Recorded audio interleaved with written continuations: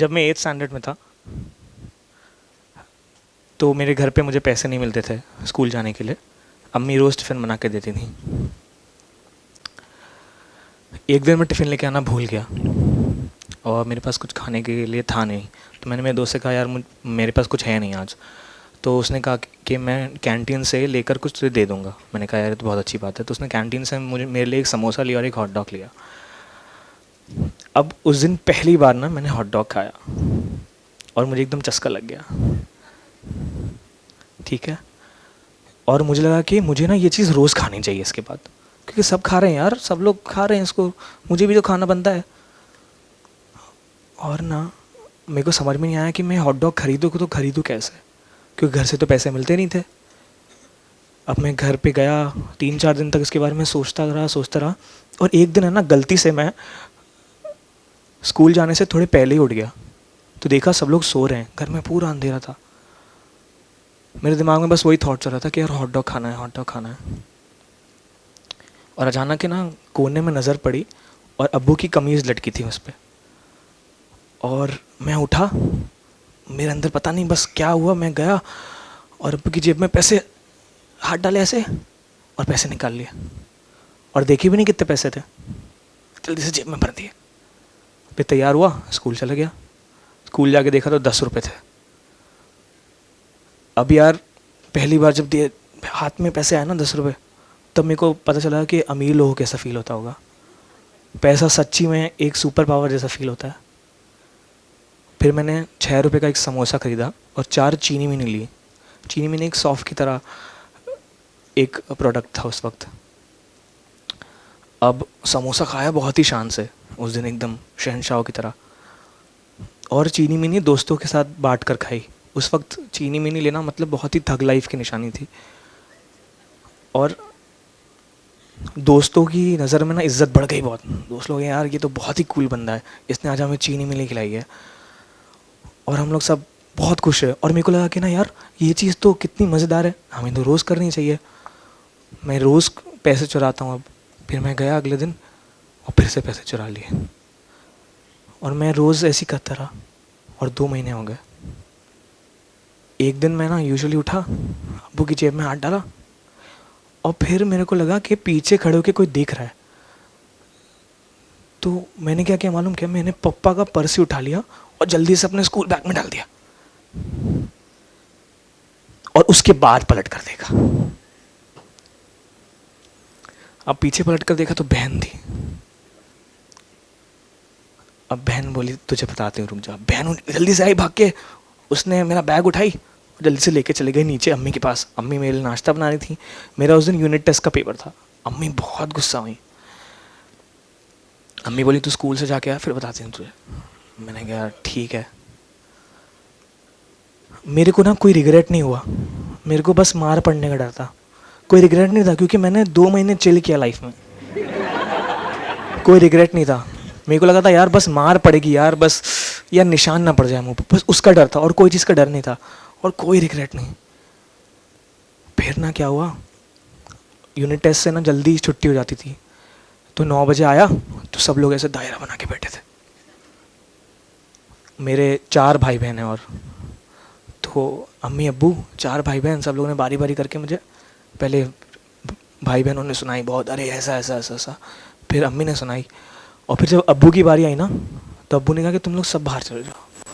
मैंने कहा यार आज तो बहुत पिटाई हुई है और अब तक दिल में रिग्रेट नहीं है, बस पिटाई का डर है। फिर अब्बू बोले, मोहन मुझे पता है कि हम लोग बहुत गरीब लोग हैं, मैं शायद तुम्हारी सारी ज़रूरतें पूरी नहीं कर पाऊँगा, लेकिन जो तुमने आज ये किया है ना बहुत गलत है। और मुझे मालूम है तुमने आज पहली बार नहीं किया है, तुम पिछले 2 महीनों से कर रहे हो। मैं रोज़ सुबह उठता हूँ तुम्हें चोरी करते हुए देखता हूँ।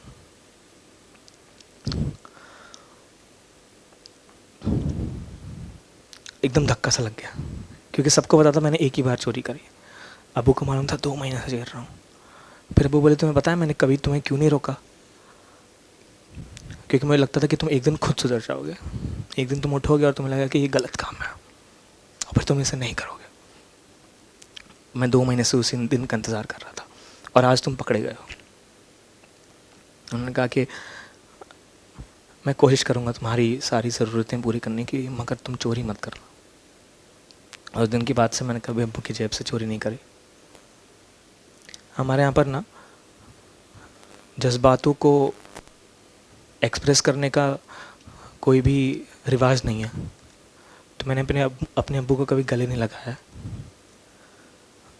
उस दिन के बाद से ना मेरी लाइफ का एक ही मकसद है कि मैं मेरे अब्बू की तरह बन जाऊँ, और जिस रोज़ मैं मेरे अब्बू की तरह बनूँगा ना, मैं उनको गले लगाऊंगा और बोलूँगा आप बहुत हार्ड आदमी हो।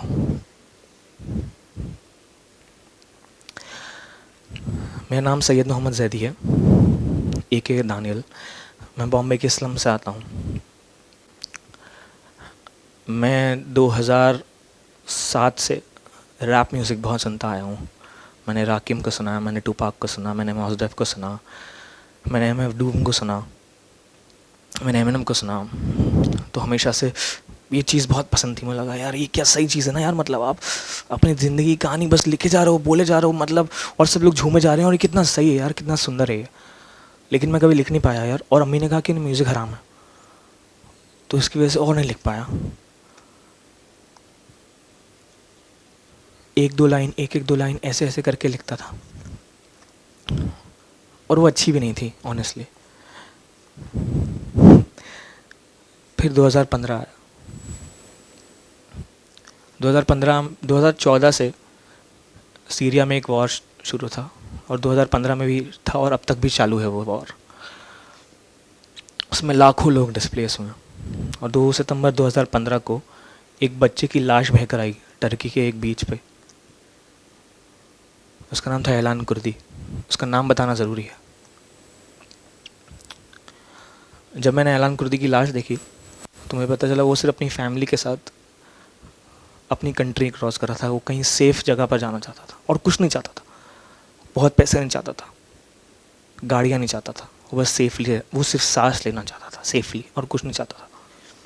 और फिर उस मिनट पे मेरे दिमाग में कोई सोच घुमा। फिर मैंने लिखा, बह रहा जो सड़कों पर वो खून देखे कोई, मलबों के नीचे दबे मासूम देखे कोई, जो कर रहे दिखावा चैनो अमन लाने का, उनमें ताकत व तबाही का जुनून देखे कोई, नफ़रतों से भरे मजमून देखे कोई, ये मजलूम देखे कोई, कैसे बन गए हैं जिसमें इनके ऊन देखे कोई, कि सब मुत्तफिक तो हैं इन पर बम गिराने में, कि सब मुत्तफिक तो हैं इन पर बम गिराने में, कभी सुतून क्या सुकून का हुक्म दे दे कोई। ये मेरी पहली कविता थी।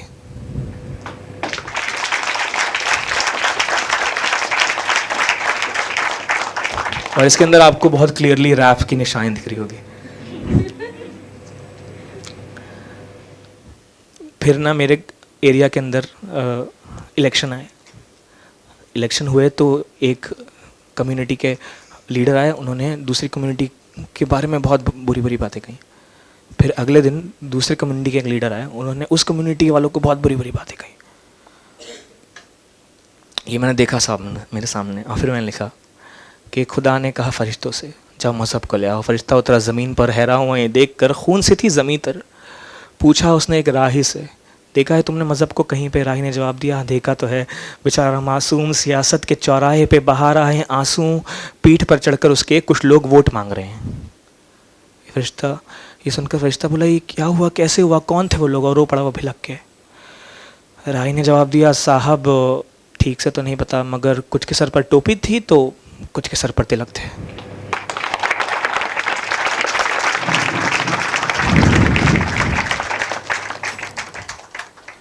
और उसके बाद मैं लिखता गया। मैं एकदम गुस्से में आया और मैं लिखता गया एकदम, मतलब जो चीज़ मुझे दिखी मैंने लिख दिया, जो चीज़ मुझे दिखी मैं लिख दिया, जो चीज़ मुझे दिखी मैं लिखते गया, बस लिखते गया, और कुछ नहीं किया मैंने दिन रात। और हर चीज़ के बारे में लिखा। उसमें से एक चीज़ है कि ना है खाना यतीम खानों में, ना है तहारत गरीब के दानों में, ना पहुँचे फरियाद अजीम के कानों में, क्योंकि वो ख़ुद गाफिल है गलीज़ से कामों में, मगर हमें दिलचस्पी है खानों में और आलिशा मकानों में, जहर जहन में जो भी घोले उन सभी ज़बानों में। तो मैं ऐसे ही लिखते गया एकदम, मतलब जो देखा वो लिख दिया, जो देखा वो लिख दिया। और सब लोग मेरी बहुत तारीफ़ करने लगे, यार क्या सही बंदा है। और फिर मेरे दिमाग में आया, मैंने कहा यार मैं तो इससे फ़ायदा उठा सकता हूँ। तो मैंने कहा कि मेरे एरिया के अंदर कुछ गरीब फैमिलीज़ थी, तो मैंने कहा कि अगर सबको ये चीज़ इतनी पसंद आ रही है तो मैं कुछ करता हूँ ना इसके लिए। तो मैंने मेरे सारे दोस्तों को कहा, और जितने भी लोग मुझे जानने लगे थे उनसे कहा कि आप जो भी टॉपिक पर मुझसे कहोगे पोइट्री लिख दी, मैं लिख दूंगा, और उसके बदले आप मुझे 50-100 रुपये दे देना। और वो मैं पैसे जमा कर मुझे उन फैमिलीज़ की हेल्प करनी थी। और ये बहुत स्टूपिड आइडिया था, क्योंकि मैंने कुछ 750 रुपये जमा किए ऐसे 50 रुपये के लिए, कभी इसके लिए लिख दी पोएम, कभी इसके लिए लिख दी, किसी गर्लफ्रेंड का बर्थडे आया तो उसके लिए कुछ लिख दिया। तो ऐसे मैं ना करता गया। फिर एक दिन ना मैंने पड़ोस में ना डोमेस्टिक वायलेंस देखा, और उसके बाद मेरे को समझ में आया मैं क्या लिखूं। तो फिर मैंने उसके ऊपर भी लिख दिया। बेशब्द ज़बां हैं उसकी और आँखें उसकी चीखें, पिछली रात छोड़ गई एक निशानी उसकी आँखों के नीचे, उसके घर वाले भी यह कहकर उसके ज़ख्मों को सीते, कोई बात नहीं पति है तेरा चलता है ठीक है। कभी कभी मारे उससे थप्पड़, कभी बाल भी खींचे, करते हैं आज़ाद हैवानों को बंद दरवाज़ों के पीछे। बेशब्द ज़बानें चीखती आँखें हर घर का गीत है, कौन समझता गुनाह इसे अब, ये तो रीत है।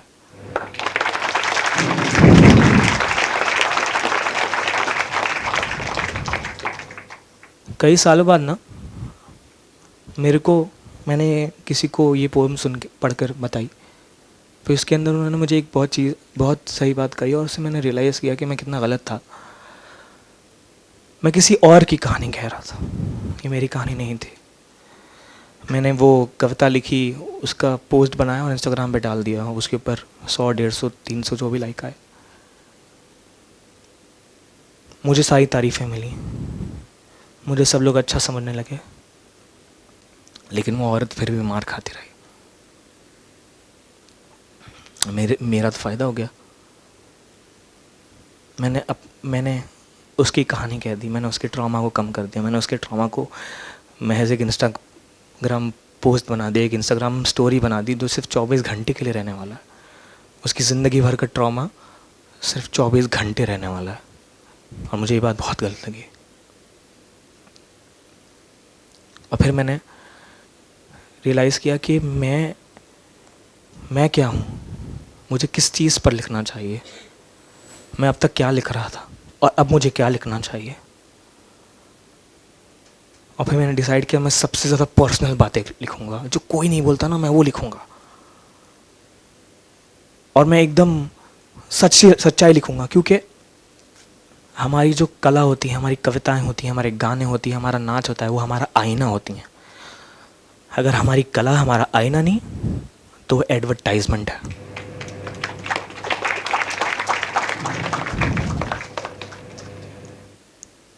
फिर मैंने बहुत पर्सनल चीज़ें लिखना शुरू कर दी, एकदम सच।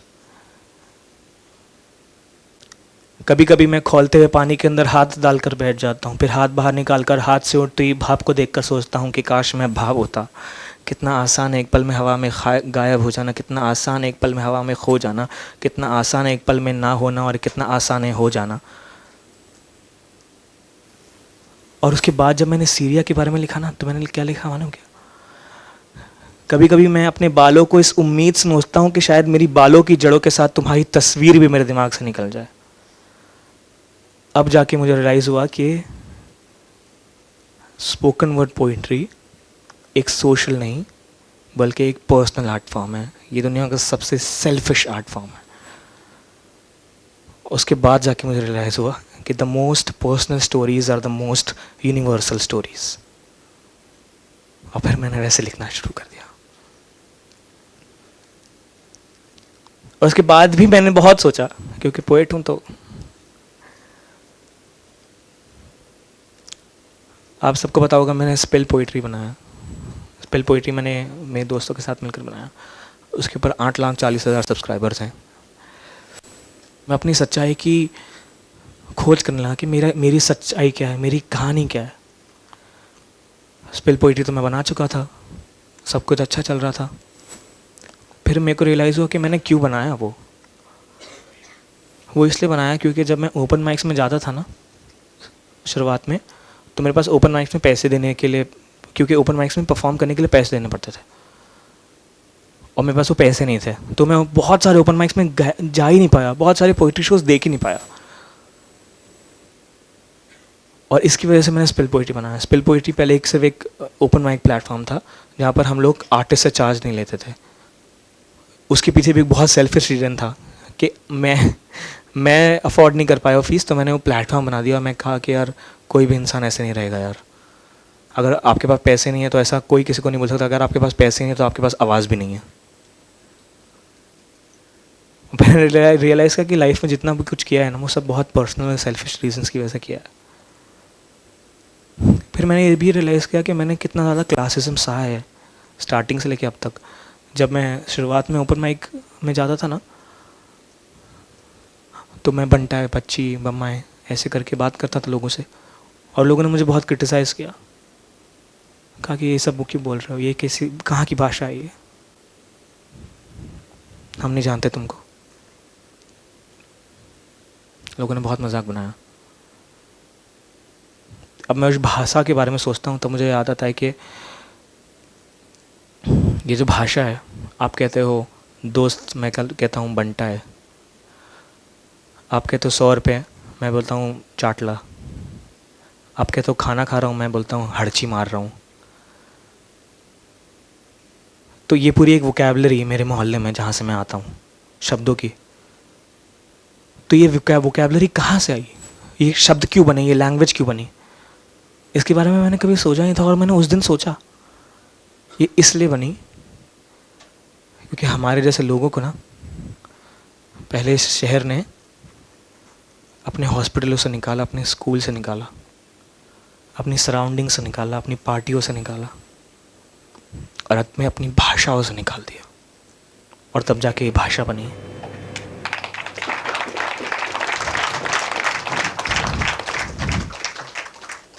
कहीं से तो आई होगी ना। तो ये भाषा उन लोगों ने बनाई है जो भाषा से निकाले गए हैं। अब मैं नहीं दबता, अब मैं शर्माता नहीं, अब मैं खुलेआम बोलता हूँ। मेरी सच्चाई है तो मैं खुलेआम बोलता हूँ कि मेरी सच्चाई है। अपनी सच्चाई से कैसे छुपूं ना मैं। और मेरी जो भाषा है ना वो तुम्हारे जुल्म का सबूत है, तो इसकी वजह से मैं इसको बोलना बंद नहीं करूँगा, चाहे तुम्हें कितना ही घटिया लगे। मेरा कभी भी किसी से झगड़ा हुआ है ना, तो सभी ने मुझसे हमेशा कहा है कि नहीं यार तुम चुप रहो, तुम ठीक से बात करो, तुम जाकर माफ़ी मांगो। और ये सारे इंस्टेंसेस में था जब मैं सही था वो गलत, लेकिन मुझे हमेशा से एडवाइस किया गया कि तुम जाकर माफ़ी मांगो, तुम दबो, तुम अच्छे रिलेशनशिप बनाओ सीन में। मैं नहीं बनाऊंगा यार, मेरे को फ़र्क नहीं पड़ता। अब मैं नहीं दबूंगा किसी से, ये मेरी जगह है, मैंने अपने लिए बनाई है। मेरी सच्चाई मालूम क्या है? उस रोज़ मैं उस औरत के लिए कुछ कर सकता था, मैंने नहीं किया, वो मेरी सच्चाई है। मेरी सच्चाई मालूम क्या है? उस रोज़ से मैंने सिर्फ अब्बू की जेब से पैसे चोरी करना बंद कर दिया, ये मेरी सच्चाई है। मेरी सच्चाई मालूम क्या है?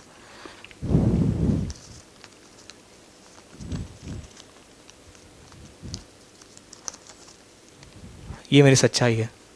एक कंप्यूटर कोर्स है ये, तो इसका टेस्ट तो मैंने पास कर लिया, लेकिन हमारे घर में पैसे नहीं थे। ये मेरी सच्चाई है। इस कॉलेज के पोडियम पे मैं खड़े होकर बोल रहा हूँ, और इसकी MBA की फ़ीस भरने के मेरे पास पैसे नहीं है, इसकी वजह से मैंने एडमिशन नहीं लिया। ये मेरी सच्चाई है और मैं इससे दूर नहीं भागूंगा। कोई गलत बात नहीं है। और उसके बाद लोग मुझसे पूछते हैं कि तुम कौन हो यार, तुम्हारी कहानी क्या है? तो मैं उन्हें बोलता हूँ कि यार मैं नज़्मों और गज़लों का यार नहीं हूँ, मैं साहिर, मैं फैज़, मैं गुलजार नहीं हूँ। मुझसे तुम इश्क नहीं कर पाओगे, मैं बेकार नहीं हूँ। मैं तुम्हें बहका नहीं सकता, मैं सरकार नहीं हूँ। मैं हर जगह बसता हूँ फिर भी संसार नहीं हूँ। जीत को मुझसे नफ़रत है फिर भी मैं हार नहीं हूँ। मैं सबके सच का हिस्सा हूँ, झूठ के पार नहीं हूँ। मैं हर जिंदगी की कला हूँ पर कलाकार नहीं हूँ। मैं किसी की नफ़रत, मैं किसी का प्यार नहीं हूँ। मैं अपनी ही कहानी में कोई किरदार नहीं हूँ।